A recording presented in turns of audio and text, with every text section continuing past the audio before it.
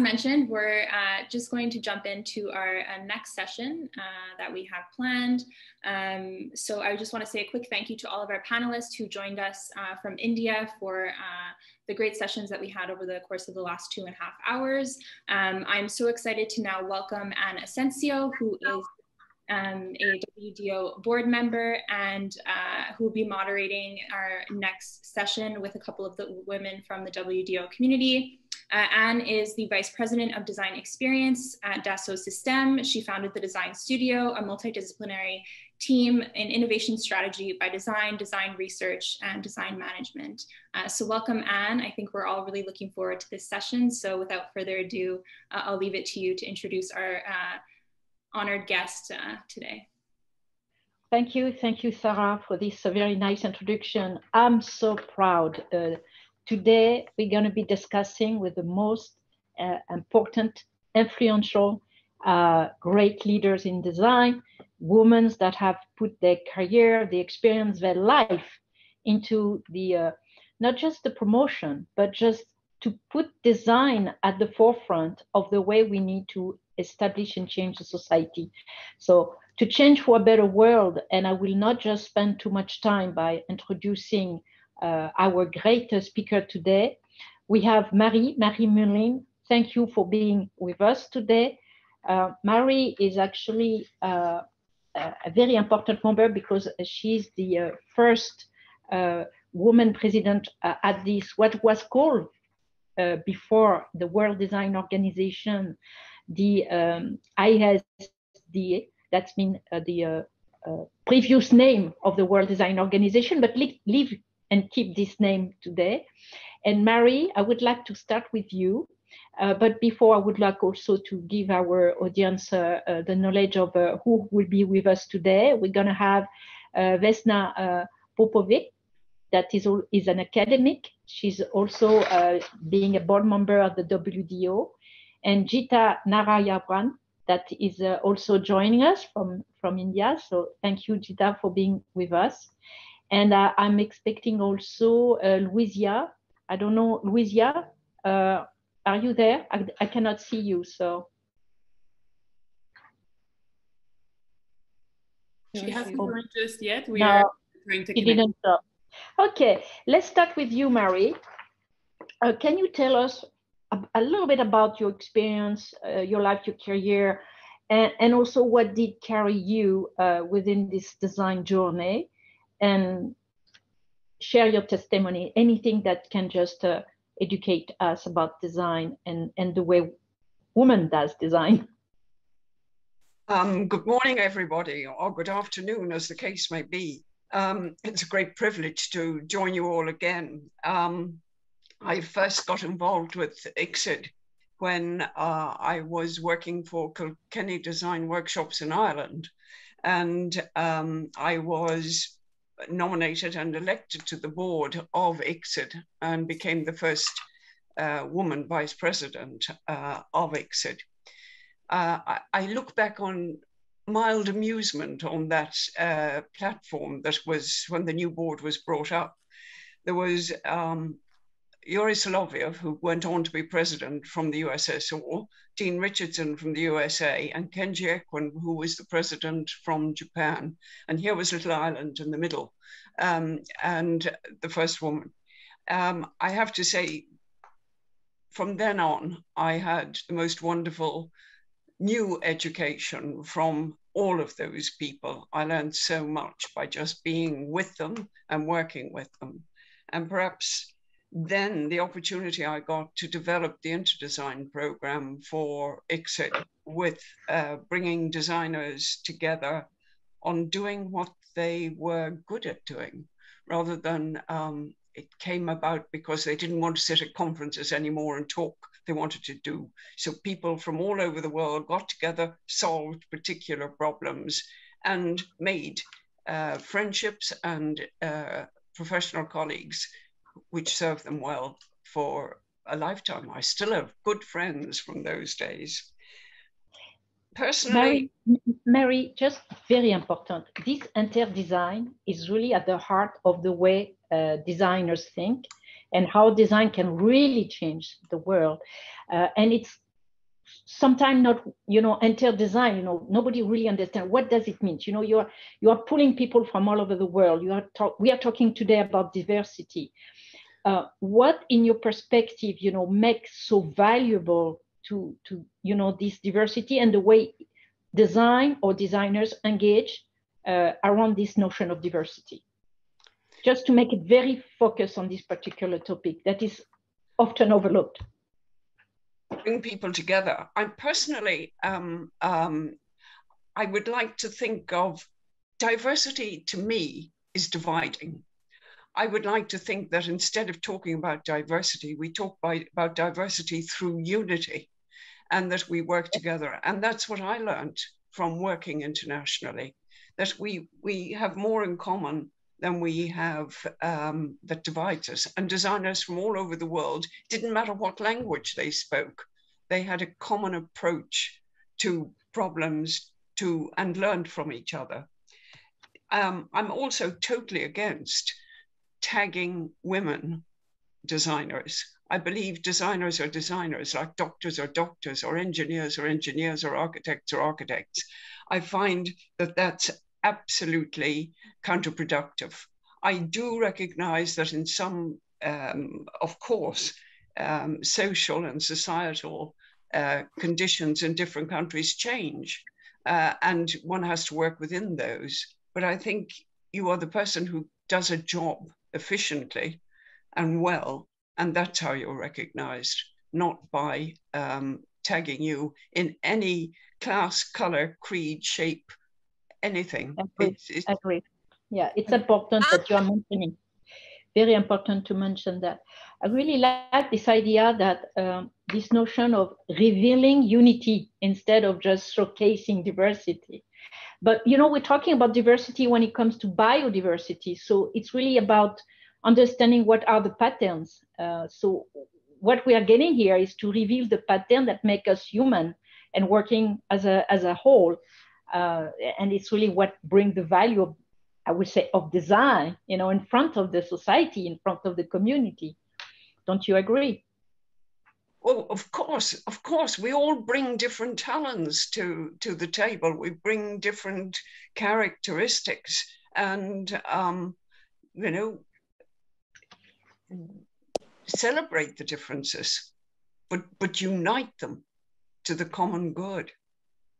Mary, can you give us a very striking moment of your career, of your experiences, something that really change you or reveal you something very profound as yourself? I will not say as a woman in this case, as yourself, as you are. Well, I think it all began working in Kilkenny design workshops in Ireland, when design was not commonly known or there. We brought together, through the brilliance of one man who had vision for what Ireland could do, and brought together young designers from all over the world to work with technicians and chemists and accountants, and supported them to produce things in a way, by working in a very special atmosphere, a collegiate atmosphere, that they would produce something that was entirely different, that wouldn't be copies of what they produced anywhere else. And this was the most wonderful experience, and launched me into the world of design.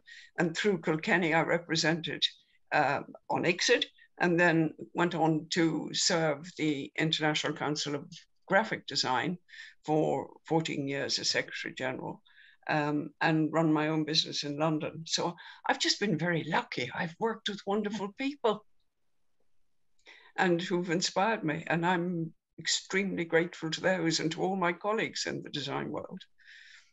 So before I give the mic to someone that is very impatient to continue this conversation, I would like to ask you a question.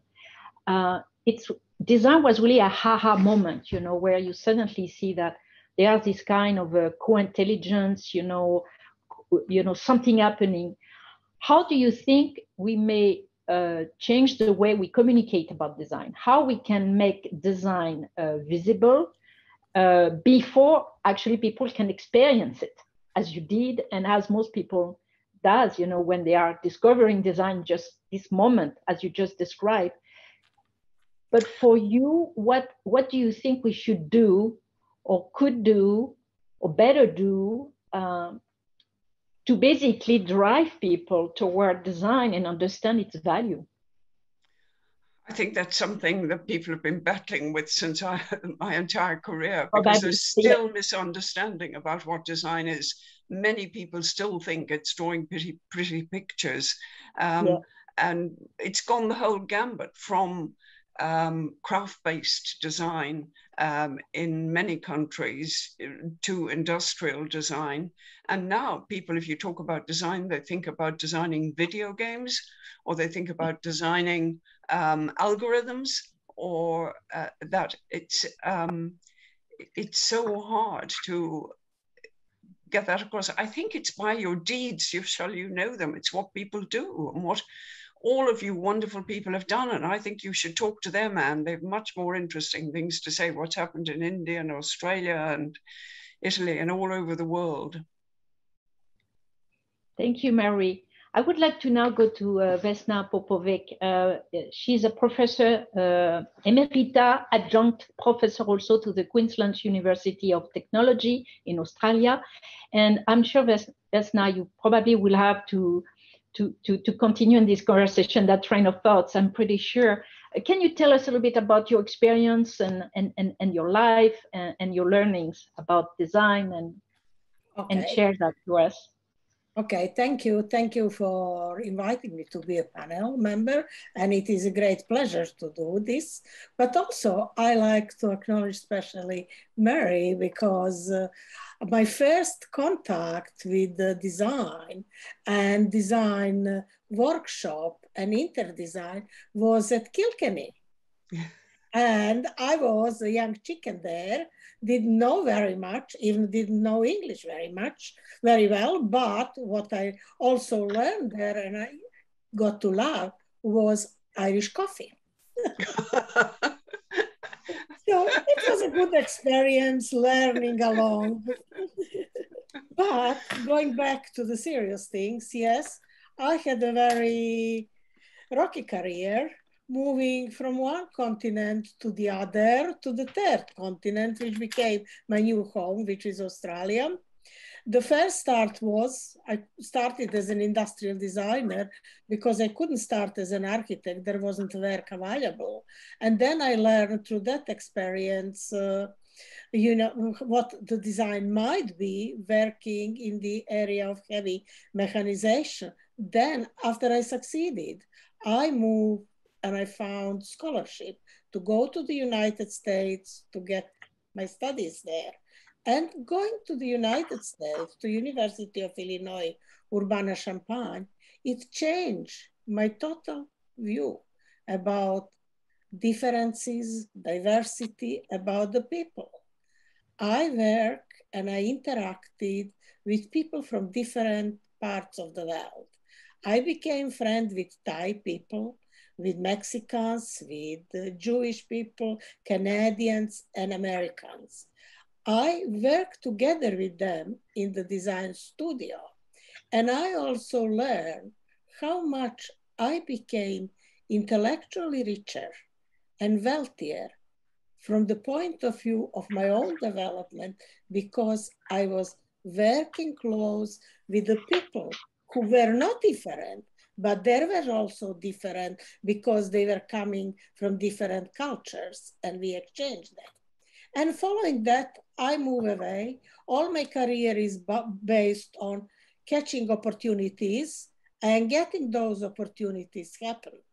So I moved back to Europe from America, and then 6 months later, I applied for a work to go to Australia, and I got to Australia. Didn't know very much about the country. Everything was different. Even the sky was different because it was a southern hemisphere. And with the differences that were there, I was a little bit frightened. So I'm talking also from a point of view, working with different people, with a different culture and different point of view, people might get frightened and afraid of that because it will change their very well established notion. So I work at developed course in Australia, moved into the research, became researcher, having publications, and working in a very strange areas like airports and studying people's interaction through the airports leading to the projects. At the moment, I'm very much involved in studying X-ray security screeners, dealing with artificial intelligence and that wonderful algorithm that we put the design knowledge into it. And I believe when interface gets realized, it might become quite good and successful piece of design, having different people working together. And I see the design contributing. We all say we designers are changing the world. We are not going to change the world if we work only designers with designers. We will only contribute to some change of the world if we are working with the different professions, interact across the disciplines, contributing on our small scale to the larger system that exists. But believing on design, the design on its own can do something. We can do. Also, I like to refer to one thing. So my whole career, I have been listening. Nobody knows what we do. I blame designers for that. It's not people around, it is the designers who never demonstrated the evidence of their work farther to the public. Very recently, I was judging Good Design Award. There is a new category, which is design research category. I was impressed to see the reports for commercial industries, but nothing of that has been published. So of course, nobody knows. It is left into the file. So let us stop thinking nobody knows what we do. Do the work, show the evidence, and evidence is that will count. So to finish of my chat about all this, referring to my career, it was meandering through the rocky road. I was at the ICSID board to 1997 to 2001. Yeah, it was a rocky road there. There were two of us female. I was a female who usually wanted to question and make the comments. That was not very welcome at that time. And it's not welcome even now, you know. But, you know, I've tried to go to the presidency of ICSID board, but of course I was a female and I was from a different part of the world. That was stopped anyway. God knows why it was good that happened that way. I moved farther, and I like also to see that we need to see, and I agree with Mary, stop labeling this is a female and this is a female's work. It is an act of design, and it is done in the best possible way by a professional person, be it female or male, or from whatever culture is. I also like to say that being a part of a female community, I had very hard time with female executives. Contrary to that, all my supporters and people who influenced me were men. And I can mention someone, and I think Mary knew him. It was Nathan Shapira, it was Nico Kralj, it was Professor Tom Heath here, it was Ed Zagorski from America. And I can put a list when I talk about my career and when I sum up all that. That was my surprise. But also females are much harsher to their female colleagues than any male I have experienced. And that's something that females need to embrace and change. So Vesna, you're coming up with very, very important point, very, very important point, considering also the evolution and the attitude in design and what we need design to tackle. The last one that you are referring to is this it is actually the 2 points you mentioned, the fact that the space left for women and the interaction between women and women already arrive in a certain position, not just basically enabling the younger generation maybe, but not really the peers.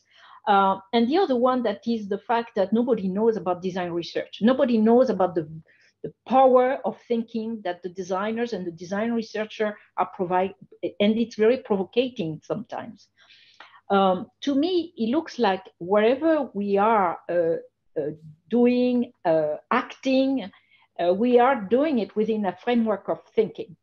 And that framework of thinking is not really changing. It's just, you know, we can just be designer doing our craft, as Marie was saying, or getting and moving our craft toward the industry and getting even further to put this thinking and way of addressing, you know, the complexity and challenges of the world into research. And what makes us different is the way we think as designers. And we think differently in a framework we're still the same, didn't change. So I would like just to keep this question open for you. What can design do to actually change the framework of thinking to actually get the ideas to come through? Whatever it is about the hierarchy issues between women, who basically the position is probably due to the fact that if they are very little position, and it's already largely dominated by male position, what is left for women, then it's a big fight for what is left. No, we just need to change the framework, and then just the most competent people, wherever women, men, or wherever people come from, will be taking this position. So it's really about the framework to me. What do you think? Just Mary, I see you nodding. So just before we get Geetha on the mic. I agree totally with what you say. We must work within the framework, but we must change the way and help people to understand what we can contribute. I mean, design makes the world a better place. Good design for people. It's sometimes small changes, it's sometimes huge changes. I mean, design today is about systems, it's about cities, it's not just about objects. It's about the environment, which you were talking about earlier, biodiversity. It's about changing the way everything we do is, and you've got to bring that designerly thinking to all of these problems, and designers can contribute enormously to it because their training and their education, and this is where education is so important. Yes, and Mary, I would like, this is a perfect leading for Geetha, because Geetha, she really did everything in her career from nothing to get up to the top every time she started an initiative. So, and also I'm sure that Geetha, you have a lot to say about changing the framework to make sure, you know, that way of thinking is going through, because you're also an academic, an educator, someone who put, you know, education at your heart. Can you tell us about your experience and your life? Thank you, Anne, and it's such a pleasure to be on this panel with women who have achieved so much, not only in design, but in the influence that they've had in their countries and in their communities. So it's a privilege to be here along with them. And thank you, WDO. You know, Anne, as I was thinking about what to say, I started never thinking that anything I did was going to amount to very much. I started in a very simple way in 1982, where I had 2 young children, both of whom needed to get educated, and I was not happy with the schools that they were studying in. But it was not easy to go out and start a new institution as a teacher. And so I had to actually form a trust. And I had 2 great female mentors, Tara Chandavakar and Anne Warrior. And together with them, we 6 women, not with a penny to our names, all professional practitioners. Tara Chandavakar was running India's most significant firm of architects and design. Anne Warrior, like myself, was a teacher. We had Valli Mutaya, who worked in the area of textiles, and textiles was her field. And 6 of us, we joined together And we said we would start looking at education differently. And from that, the ride has been, yes, it's you know, a roller coaster. You go up and you go down. And I was responsible, along with Anne and others, to build the international school. And then, of course, in 1996, the brave thing to get into was, for me, because I'd fallen in love with design, to start India's first private design school. That was only the National Institute of Design at that time, and of course, the Pearl Academy to some extent. I think what I've learned in the process, again, keeping in mind that we say that I never thought of myself all those years that I was a woman doing something different. Mm-hmm. I was struggling first to educate my children. And then when they were ready to go out and work and study, I realized that one of the most significant contributions we made to them was the pedagogy of art and design. And then how could you grow more artists and more designers? And then you start out by getting a new school. And then you are out of the regulatory system, you're private, you're independent, and you struggle all your way to the top. So most of my life in succeeding in what I've done, it's just a question of, you know, like a horse with blinkers, you just say, this is what I'm going to do. You don't look to the left, you don't look to the right, you don't look down because you might fall down in a puddle. You just keep going. You were creating this, you know, all those initiatives, entrepreneurship initiatives and so on. But what design did to help you? I mean, you say you were focused. That's, I'm not questioning that, but what kind of particular value or particular way, just the design, the way we think, the attitude did help you in those journeys, you know, when you were building? So it's a different question than talking about design. It's about what design did for you. It's a good question. I fell in love with design in the way we think of it now when I ran a design competition for the international school. And the first, of course, was that you saw, it was architecture. But when you actually chose and had a design jury to pick up the best architectural design, it was my first formal interaction with the designers who were on a jury and what were they looking at. And they weren't looking only at aesthetics, they were looking at function, they were looking at materials, they were looking at many different things. But later, what that introduction gave me is to that understanding was that design was basically systemic, that we had to look at it within an ecology. We couldn't only look at one thing, you had to look at everything. That design had a capacity for development and social change. And that was what drove me. From 2002, the single most important factor for me has been that in a country which is as impoverished in India, the kind of struggles that ordinary human beings have to do, if design can change the quality of their life, then that is what I wanted to do. So it was more about design being the enabler, and that I do truly believe that it is. I truly believe that the one single factor is let me little bit controversial. I agree. Yeah, design is systemic and really think about the ecology of the living or of the living things. You know, let's putting it at large, and it's clearly an impactful enabler. Okay, for society, for our life, for our humanity, giving some meanings in what we do, giving us also the desire to get the things done and done in a ethical and aesthetical way. Mm-hmm. Yet, why, if design is so impactful on those particular finalities, that is social, better life, better world, is not recognized as an impactful driver in politics, in the way we basically have people in charge of giving us the framework of our society? Don't you think there's a contradiction, a paradox there? And don't you think it's maybe done in purpose? I mean, this is for all of you, and then we give the mic to Luisa that did join us. But what do you think about this?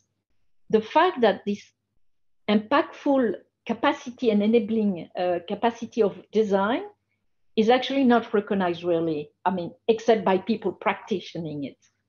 Well, I think it is taken a long time for design to become a substantive profession with a theory and a knowledge base that is universally recognized, because it was always appendix itself to engineering or to communication, to other things. And it was not seen as a professional base by itself, which it has. But I have an added controversial point to your point.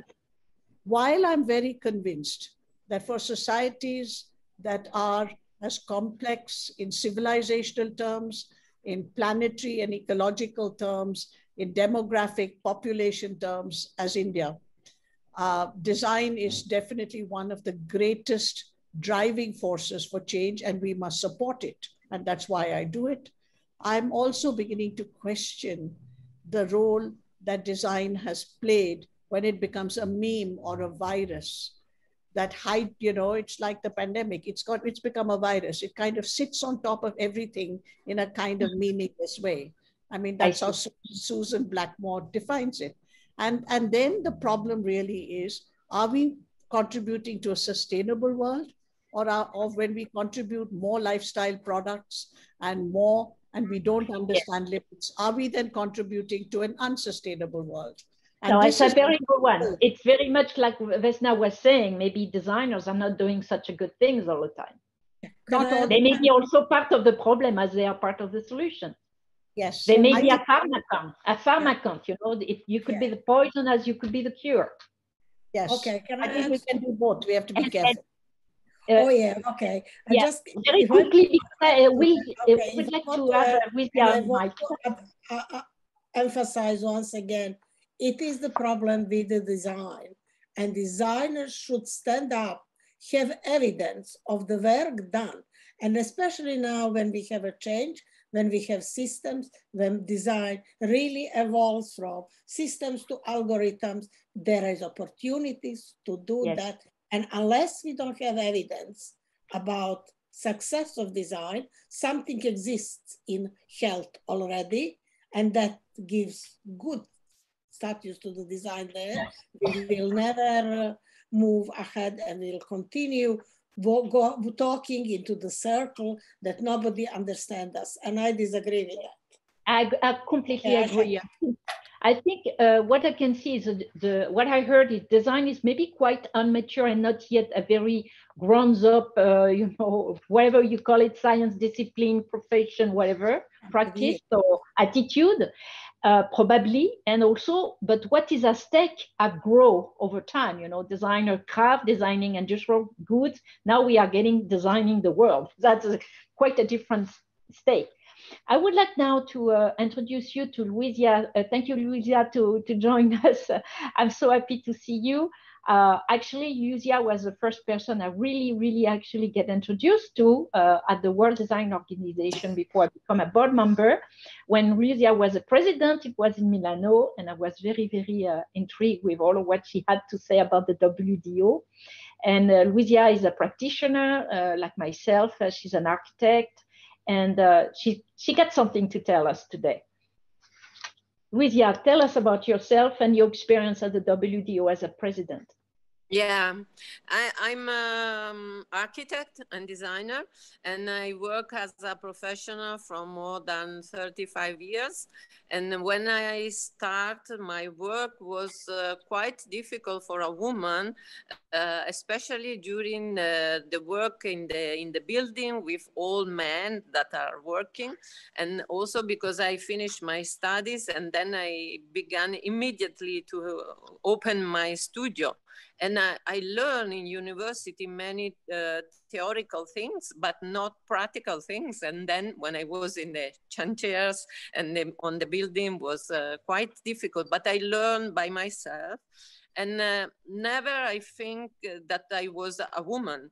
I think that always that I am a person and I want to do my work as architect and then as a designer.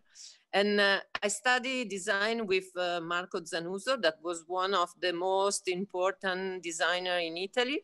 that start to create the design schools, because it was teaching in the architecture university. And then from him, I learned what is design. But as an architect, for me, there is not a difference between design and architecture. For me, is the project, the most important thing. And I think the process is the same. And I think as a project person, we can have a vision about things that not are already present in the world. We know the path and the process to arrive to create this new thing.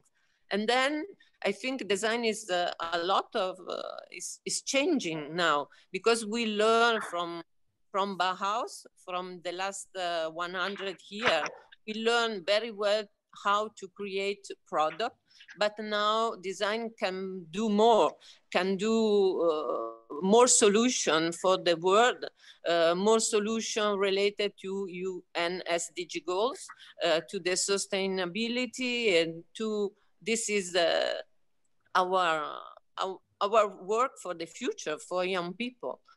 And then I become president of the Association of Industrial Design in Italy.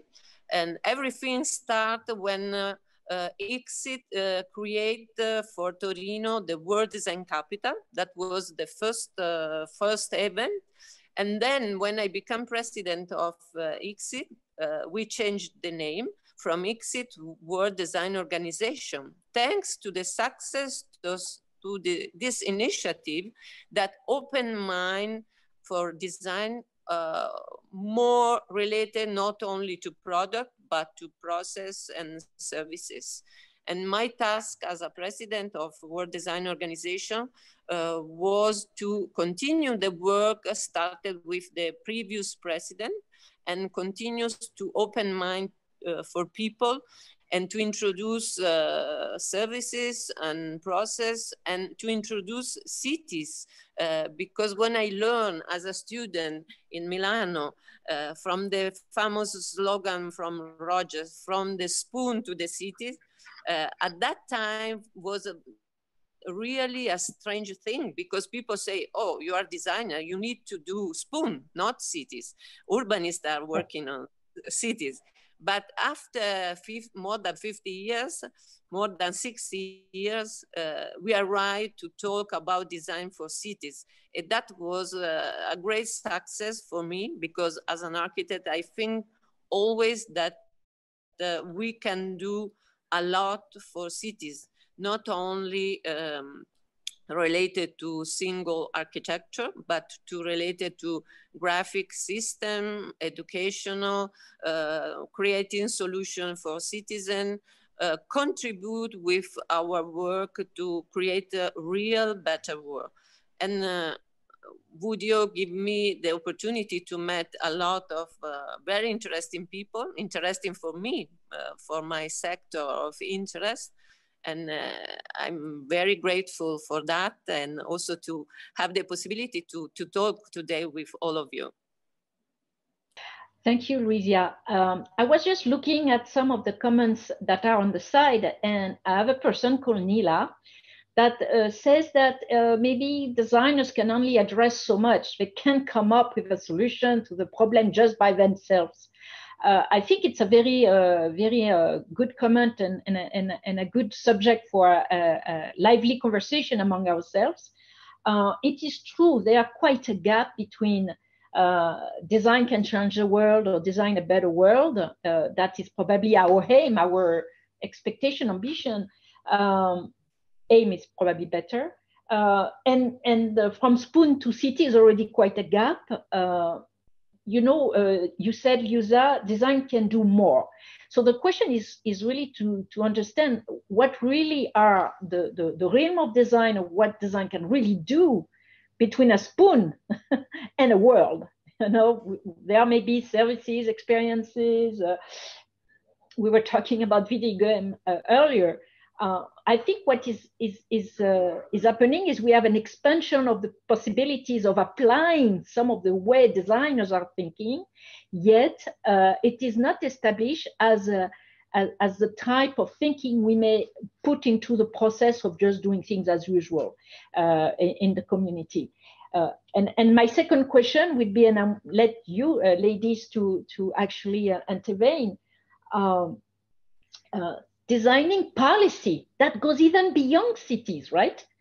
We were talking about this framework of thinking, and I know, Geetha, when we discussed, we were getting into this topic. I think it's a hot topic. Maybe it's easier to redesign the framework of thinking, then everything gets back in order, because the principle is to work collaboratively and gather the expertise and the knowledge of a large diversity of expertise beyond design, definitely beyond design.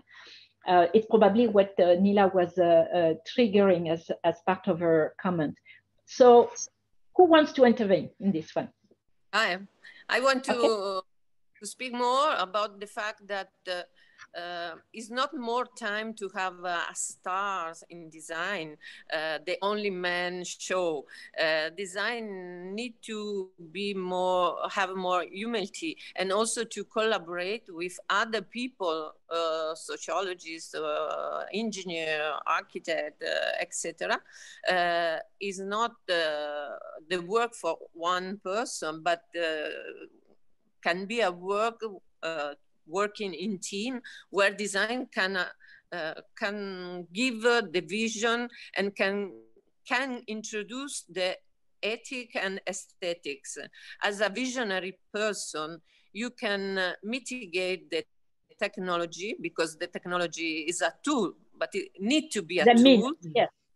Yeah, for many people, for the engineer or the technician, become the reason why. But it's not finished the project as using technology. You need to understand how you can use the technology, but you need to create a good form. You need to create emotion. You need to create empathy with people, and we are working in between from technology and humanistic world.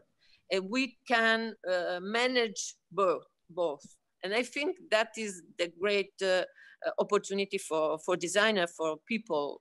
And we demonstrate to our right to create product, managing industrial process, managing communication, managing marketing ideas, and to our right to create new product. But the new product need to be also beauty, need to be also a companion for our life.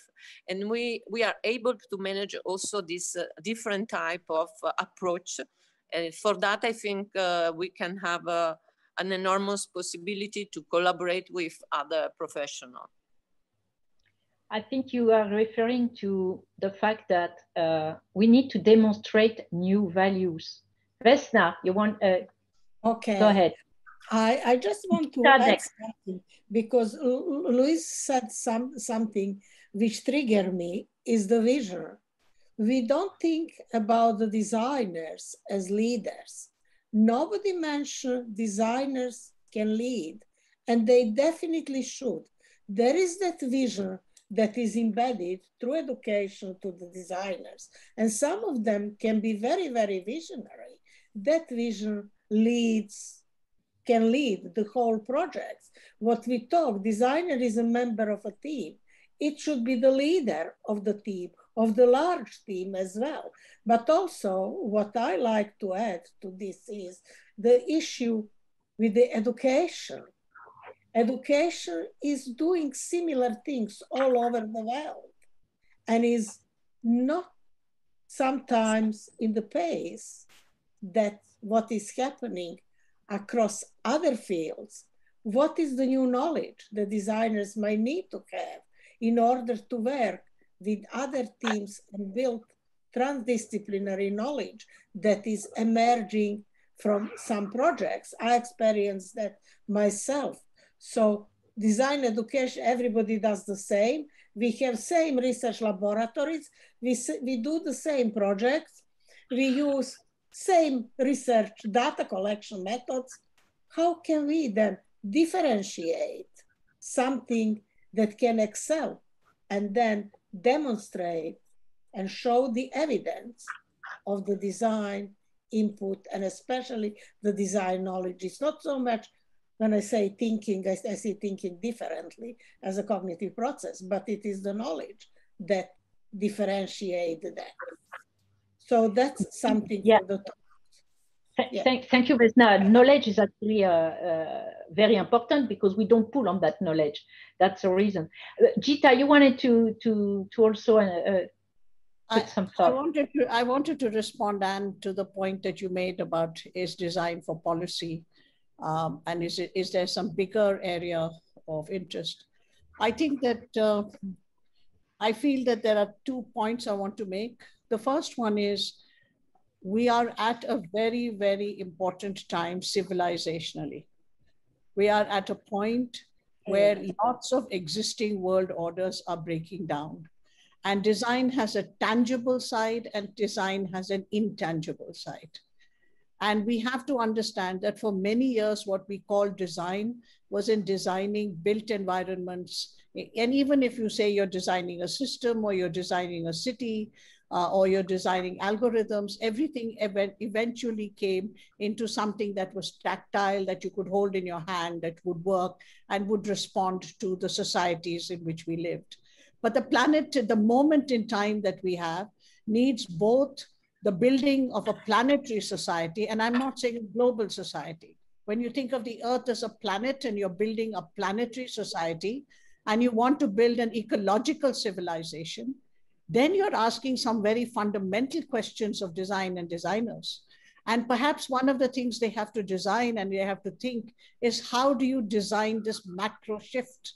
The macro shift to a planetary society, the macro shift to an ecological civilization. That is intangible. It's more than a system. It's more than the built environment. And that is the opportunity that designers must grab. Men or women, we're humans, and not just for people, but also for all living species on the planet. Design has never entered the natural world. It's very profound what you said. We're getting slowly to the time. I would like to offer you one thing. Today is the World Industrial Design Day. And earlier we were saying that the vision of design should lead. And on the Industrial Day, I mean, currently today, we think maybe the society, the planet may be governed by the state, by the people. But I'm thinking the industry today are thinking, and the industries are taking a very important part of the way we are basically addressing the way we live, you know. And those industries are being, you know, in the head of those industries, we have leaders. And those leaders are probably not aiming to the same aim that we are just discussing right now. So the question is really about what may be the new function of the industry toward this planetary society that Geetha is coming to. You know, and I know the policy is very important because it's political framework, but look at where designers really are active and playing in a daily basis. It's on the industry, or close to the industry, or fulfilling the industry means. So we really need to get this kind of a deep research and thinking about how we can enable enterprise is a big word, companies, corporations, to start to shift from pure profit to something that is really the better world. So that's also another way that designers need to play. Marie, then Luisa, because Marie wanted to say something after Geetha. Just thank you all for those wonderful contributions. But aren't we talking about what we can introduce into design and perhaps into the cities, into the technology that we're surrounding ourselves with, is the humanity. We need, Luisa mentioned this, and we are human beings who have to live on the planet, as Geetha says, in a shared world. We're only beginning to understand that, and perhaps the pandemic has brought this to our attention more. What happens in one place affects all of us. And we must take that into consideration for planning. In cities, our cities have changed in the last 2 years, in the last 18 months. The center, the heart of cities have died. We must find new ways of using them. People are not going to shops or towns or whatever. So we've got to create a human city, a place we still want to congregate. I would much prefer to be sitting around a table with all of you than doing this on a screen. And we mustn't lose the humanity. So I think this is so important that designers can bring this human dimension and need, the huge need that we have as individuals to express this in the way our lives are going to be lived in the future. Very nice, Mary. And Luisa also wants to compliment, I'm sure. Very quickly, I completely agree with Mary. That is the human vision. And as a woman, we have this task to introduce the human value for the future, for the new generation. And I suggest, because sustainability become one of the criteria of good design for the actual for the future, to think always not only to the environmental sustainability, but also connected economical and social sustainability. But because all the things are connected, and I think we need to take care. And as a woman, we can do that. Thank you, Luisa. So we have a lot of challenges in the way that we know what to do, but we still have to overcome a lot of the, I will say, roadblocks in a way we want to change the society. Putting the human at the center sounds an obvious thing when you are a designer. It's not so obvious. You know, I work in a big and large company, and I have to basically address my way of thinking to a set of values and priorities that have nothing to do with humanity and nothing to do to the human at the center. It's really technology driven, or it's profit driven, or it's outcome driven. And outcome doesn't mean a good one, positive externality of I don't know, like a circular economy principle, you know, instantiation or implementation in the way to do things. So it's almost the end. Please, can you share to the audience what you specifically want to share? I know, Mary, that you propose a book. I like actually the term fitness. You know, I just remember Christopher Alexander that you know, with Spencer. It's a pattern of living, and I'm also very keen of looking at biology and biomimicry to solve and resolve some of the you know, issues that are so complex that maybe our thinking may not be enough. So each of you, do you want to tell us what is in your actuality, or papers or books or exhibit or anything that maybe we want to share to the audience, that we can have the opportunity to continue the connection and bridging the thinking with the audience, design audience and everyone. So Mary, do you want to talk about the book, about Fitness for Living? Oh, well, at the moment, I have the privilege to chair the Sir Misha Black Award for Distinguished Services to Design Education. Sir Misha was the second president, I think, of ICSID long ago. And to mark the 40th anniversary, we published a series of essays on design education in the past and in the future. And that's available for it's an international contribution on that, and worth a read, I think. And the other book I sent you was simply a book about Lucian Day, who was a British designer, and in her memory, her daughter has set up a foundation for both of her parents, and we work very hard to provide educational scholarships for young designers to help them at the end of their career, so they get a prize money to help them launch their career. And the book about Lucian's career, which spanned 40 years, is published and is available. Anybody wants details, come back to me. Yes, it's very important to consider that they were not just men doing design in the past. And we have great designers in France. We do have few, and in the US also. And they are often in the shadow. We don't talk much about them when they're being very, very important. And sometimes I remember some leaders in the, I worked at GM, and all the women who did invent it, very important, like the seatbelt and some of those features that are so crucial in cars today, being invented by women, but nobody knows. So that's still a long way to go. Any other sharing actualities? Luisa, what are you doing right now? Do you want to share? I want to briefly show you this book. That was good. the Custom design. Okay. It's a book position on women in design that I have done before becoming president of the National Association. And I show an exposition in 2008 in Torino about 400 products and the CV of 300 women working in Italy as a designer, as an entrepreneur in the design sector, as a journalist. And then I become president of ADI, and then I become president of WDO.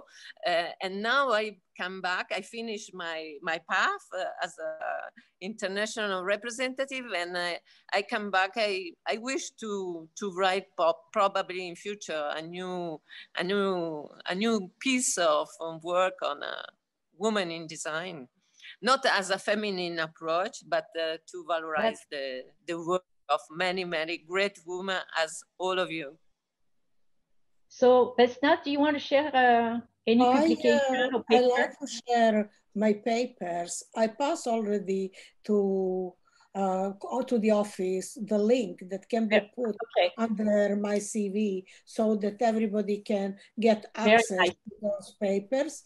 The other thing that I would like to share, but I need to get the permission from DMI to do that, it is overall project on the airport of the future that was a research on human systems, but it is summarized in two big pages, and that got the honorary mention. But I think it would be worth seeing the evidence that came out of that research and how that was implemented and what changes were made. And the next things what I'm doing is really commercialization of interface and getting into big love with artificial intelligence. For me, that's the new thing and the new challenge and the new opportunity.